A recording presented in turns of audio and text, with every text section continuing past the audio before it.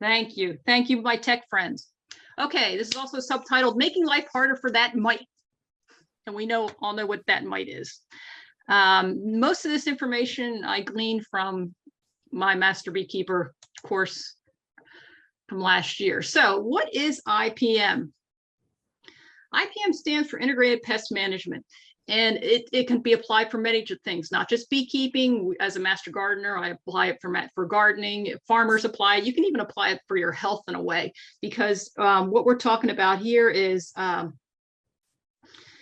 basically fixing a situation without using chemicals, organic or synthetic.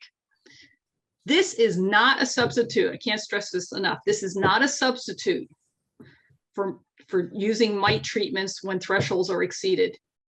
Okay, you still and probably will have to do that, but this will help delay treatments or limit them, which is wonderful. You don't want to use more than you have to. The different types that I'm going to briefly mention tonight are monitoring, which everyone should do. The other ones, you can kind of pick and choose based on what's good for you. I don't do them all, but I do some of them. And there are reasons why I do some and not others. And my reasons might be different than yours. So monitoring in a nutshell, we all know about Varroa mites. We should start monitoring them in, well, I would say April was a little cool to start monitoring March, April through October. Why do you want to do it? You want to track them over time. I used to be negligent and maybe tested for mites in May. They're okay. And then just forget about the rest of the time. Wrong. Mite populations will tend to go up later in the season, August, September, October, naturally, because that's when our bee populations go down. The mite populations will stay the same or go up. So mathematically, they do go up. This also is great to track your mites monthly. Just if you do have to do some treatments, it tells you if they're effective or not. There are different philosophies on what the thresholds are. I'm just going to tell you the ones that Cornell mentioned. Like I know Randy Oliver likes to keep his at 1% or less. He doesn't go through winter. It might be different out in California, but Cornell recommends that you don't need to treat unless your thresholds exceed 2% between April, May, June, and July-ish. And then if it exceeds 3%, August through October. And as you probably know, there are different types of ways to determine your mite level. The gold standard is the alcohol wash, but yes, there's a sugar roll and there's an ether technique and there's a sticky board, but the alcohol wash is the gold standard. If I know some people don't like killing bees, I tell them it's like they're sacrificing to the good. It's like you go into the doctor, giving a blood sample, you're killing a bunch of blood cells, but that's going to tell you the health of you overall. We're killing 300 bees out of thousands. They're doing it for the good overall. A lot of people are concerned about taking the nurse bees off the brood, which are the ones you really should sample, because that's the ones the founders mites tend to be on, the nurse bees. And I was very concerned about taking samples off and accidentally killing my queen, as it sets your colony back. But this is a really cool tip we got from Randy Oliver. He takes nurse bees from a frame of pollen right on the outskirts of the brood frames, because nurse bees tend to be on those pollen frames. They're eating the pollen to be able to make the royal jelly to feed the larvae. But the queen is very rarely on those frames of pollen. So if it makes you feel a little more confident to take a sample there, as opposed to on a frame of brood, do it there, because you're still getting primarily nurse bees. Okay, so let's start talking about the other IPM. The first one everybody should be doing. These, you can decide which you prefer. Scientifically, Varroa resistant stock is supposed to be the best IPM method. And Varroa resistant bees are ones that exhibit hygienic behavior. And those type of behaviors are, they tend to open infected brood. When I say they're infected, they could be infected with mites. That's primarily what we're talking about here. In fact, these here are perforated cells. They are just like poked. I didn't poke pins in these. These are just cells that were poked open. The brood is actually going to probably survive, but it desiccates the baby mites that are growing in there. Then also, another thing is they can just uncap the brood or chew down the brood. That'll kill it. Remove the brood. So these are bees that sense there are mites in the cells or diseases in the cells and just take it upon themselves to clean them out. Another type of hygienic behavior that certain bee types have or is aggressive grooming for mites. This poor little gal has a mite right on her head. That's bad. If you find mites on your bee's head, you probably have a lot of mites because most mites are underneath their abdomen. So there are bees that do a lot of aggressive grooming behavior, and that can be considered hygienic type behavior. There are several types of hygienic stock. Many have been developed at universities. The Varroa, the first one that's shown here, the Varroa sensitive hygienic, was developed at the down at the Bee Lab in Baton Rouge. This is my favorite name, the Purdue ankle biter.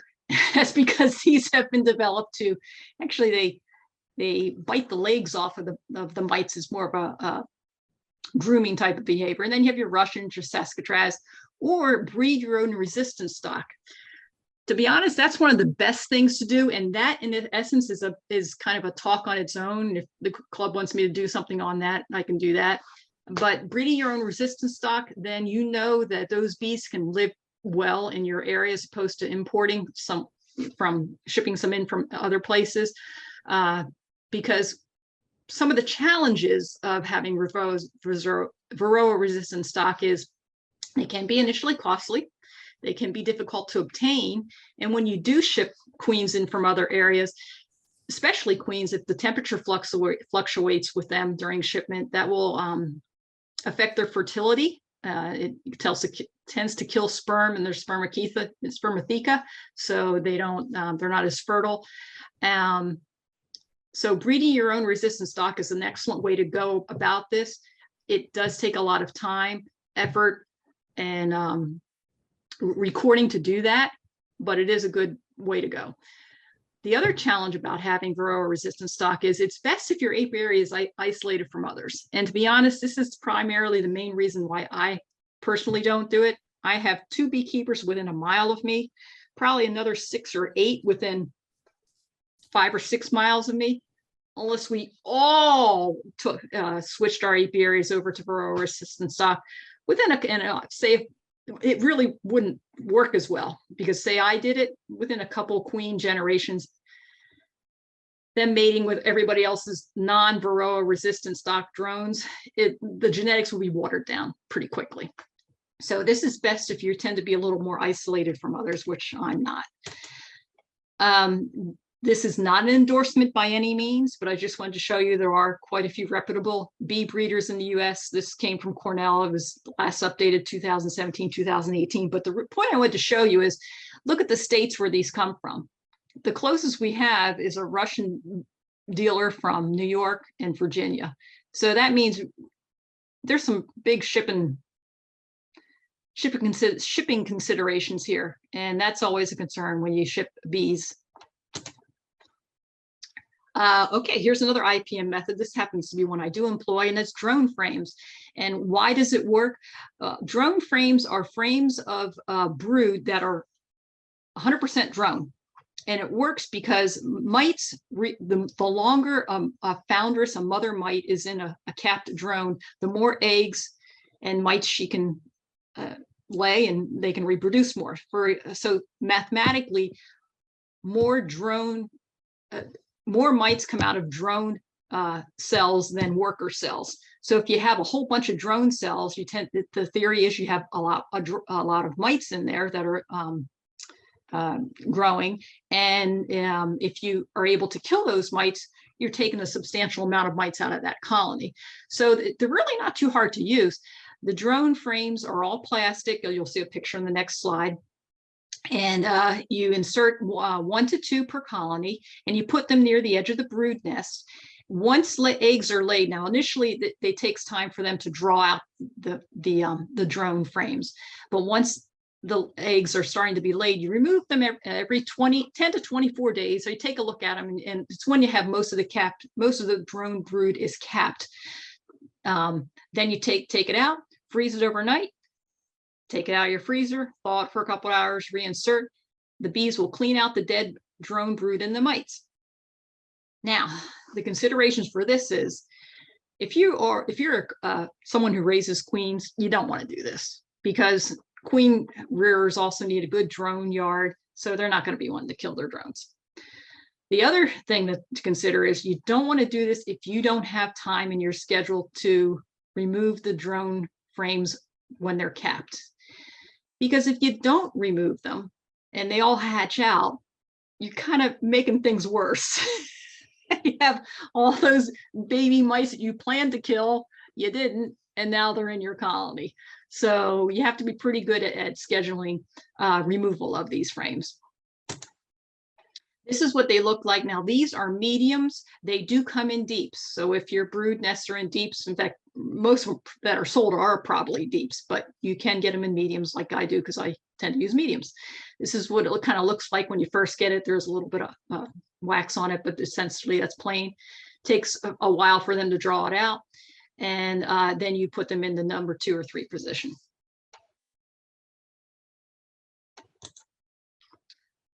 And that one's a pretty good IPM method.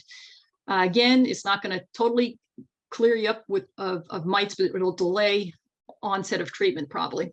Now, here's another one. It's called screen bottom boards. Here's 2. This one, the screen is closed. That means the bottom board is in. This one, it's open. The board itself is really like a plastic poster board. So if you need new ones, you can just go over to the craft store, local craft store, and buy the same stuff really cheaply and cut them to size. You can make these sticky before you insert them. You can spray cooking oil on them, or like a cooking spray, or some petroleum jelly. I don't use them as sticky boards. I tend to keep mine open during the summer, but typically you don't put them on until like May-ish, when the weather's pretty warm. The theory behind how this works is, if you do make that board sticky, as the mites that fall off bees, say they groom them off naturally, they fall on the sticky board and they stick and die. If you take the board out, like I tend to do, and it's also more for ventilation, they can fall through the screen and not crawl out. But they also could land on the screen and crawl back. So it's not quite as effective, but you don't have to worry about cleaning the board either. So the challenge is you can't use this with top bar hives. And that probably could be a challenge also with the drone frame, because I don't know for sure, but I don't think there are drone frame for top bar hives. I'm not 100% sure, but I haven't seen them. Also for this one, if you do use them as the sticky boards in place, you have to remember to clean them or replace them regularly, because you get debris build up down there, and then it defeats the purpose of being sticky, because it's not sticky anymore. If you're like me and you leave the screens open, you got to remember, if you ever do a treatment like a formic acid treatment, where you have essentially a fumigant type of treatment, you got to put them back in, because you don't want to put formic acid in, goes right out the bottom of the screen and isn't effective. In general, though, of the IPM methods I'm talking to you about tonight, this one is probably the least effective, but if you use it in tandem with other ones, every little bit helps. Okay, here's another one. Keeping your hives, your colonies in small hives. When I say that mean small, I mean like 1 deep, if you're working deeps, as opposed to 2, and only using 1 or 2 mediums during your honey flow. Why does this work? Well, small colonies produce less brood, resulting in fewer mites and swarming more frequently. When you have a swarm, portion of those mites leave with the swarm, and it creates a brood break. This is something we'll mention in another IPM method. When is this not good to use? This is not conducive to people who want to produce honey. Because if you want to produce honey, you want a nice big workforce. Or if your apiary is in a residential area and you don't want to have a lot of swarming. Well, that's me with my condos right behind me. Here's a picture of a small hive, just basically 1 deep. Colony spacing. Typically in the wild, feral colonies are about ½ a mile apart or more. So you really don't have drifting or robbing occurring in the wild. Drifting or robbing can occur if our colonies are nice and close together and all the same color. So how can we help replicate more of a natural environment? We'll space them apart, paint them different colors, provide them with unique landscapes, meaning you might have one that's near a shed or one that's by a tree. I know up at the Dice Lab at Cornell, they do paint them all white usually, but they might put decals of different things on the front of their supers, so they look a little different. Basically, we want to try to reduce your drifting and robbing, because whenever bees rob or drift, and they do, especially the drifting, if they're close together, they can transfer Varroa mites and diseases to each other. The difficulties doing this is requires more land. You got to space them apart, you need more land to space them, as well as more paint and landmarks and etc. And it is less convenient for the beekeeper, no doubt. But you want to do something like this, or space them either farther apart, see how they're different colors and they're spaced apart, as opposed to what my hives looked like initially. This was my apiary the first year, all white, looking brand spanking new, nice and close together. They don't look like that now. So don't do what I did. Now our last one here is about brood interruption. This is a fairly effective IPM treatment.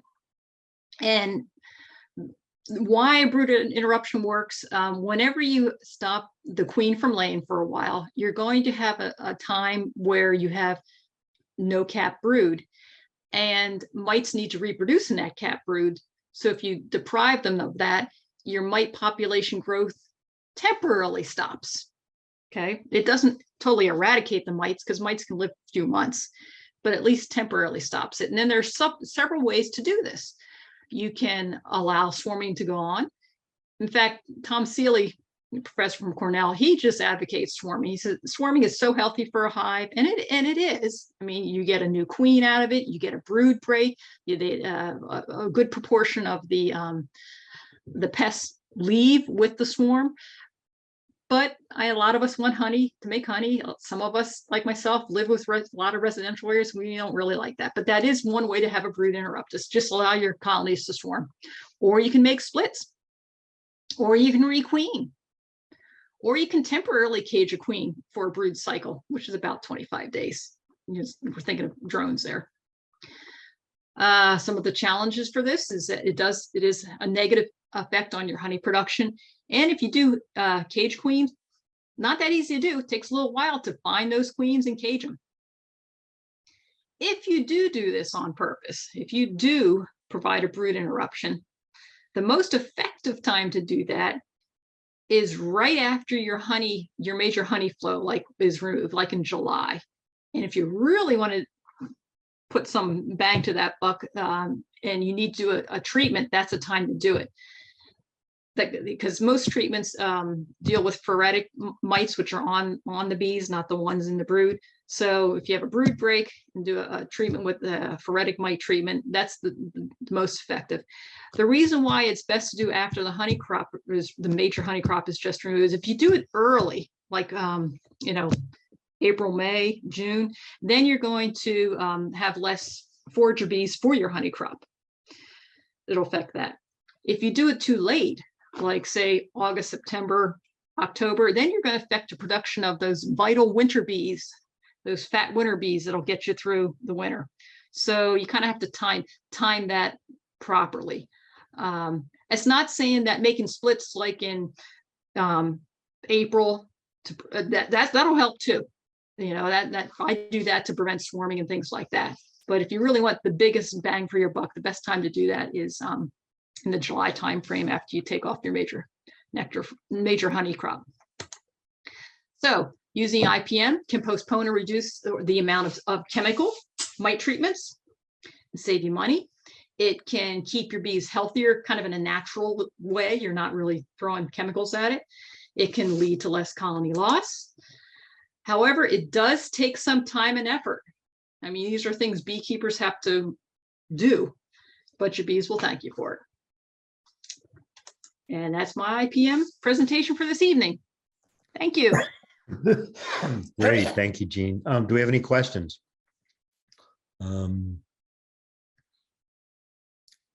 Excellent presentation. Well, thank you. It's my Yeah, pleasure. And okay. again, some things work for some people and some things for others. I don't think I know anyone who does all those IPM methods, but it behooves us to consider doing some of them. Okay, thank you.